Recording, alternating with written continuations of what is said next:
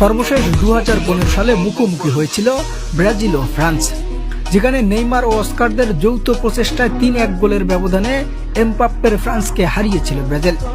এবার প্রায় 10 বছর পর আবারও মুখোমুখি হতে যাচ্ছে এই দুই দল, যেখানে একদিকে থাকছে ওসমান দেমবেলে ও এমবাপ্পের ফ্রান্স, অন্যদিকে ব্রাজিলের জার্সিতে সে সময় মাঠে থাকবেন ভিনি, নেইমার ও রদ্রিগো গোয়েজ।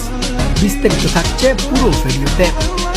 কার্লো আনচেলত্তির ঘোষণা, তিনি বর্তমান ব্রাজিলকে নিয়ে বাছাই পর্ব ছাড়াও 4টি প্রীতি ম্যাচে মাঠে নামবেন, যেখানে এশিয়ার 2 দেশের নাম ইতিমধ্যেই প্রকাশ করলেও ইউরোপের কোন দলের বিপক্ষে মাঠে নামবে 5 বারের বিশ্ব চ্যাম্পিয়নরা, এ নিয়ে ছিল ধোঁয়াশা ভরা। অবশেষে এবার গুঞ্জন চলছে কার্লো আনচেলত্তি বর্তমান সেলেসাওদেরকে নিয়ে মাঠে নামবে প্রীতি ম্যাচে ফ্রান্সের বিপক্ষে। এখানে দরিবাল জুনিয়রের রেখে যাওয়া একটা ভাঙাচুরো দলকে নতুন করে তৈরি করছেন ডন কার্লো। যদিও বর্তমানে অনেকটাই প্রস্তুত এখন ব্রাজিল দল, তবে যেহেতু বিশ্বকাপের জন্য ইতিহাসের সর্বোচ্চ শিরোপা জয়ী দেশকে মাঠে নামাবেন এই কোচ, তাই তার আগে দলের কোন পজিশনে ঘাটতি রয়েছে সেটা জানার জন্য ডন কার্লোর টার্গেট ফ্রান্সের সাথে একটি প্রীতি ম্যাচে মাঠে নামার, যেখানে বর্তমান ফ্রান্সের দলে আক্রমণ কিংবা ডিফেন্স দুই ক্ষেত্রেই রয়েছে অসাধারণ সব প্লেয়ারদের উপস্থিতি। তাই তো নিজের সর্বশেষ স্কোয়াড ঘোষণা দেওয়ার জন্য এমন একটি দেশকে সিলেক্ট করেছেন ডন কার্লো।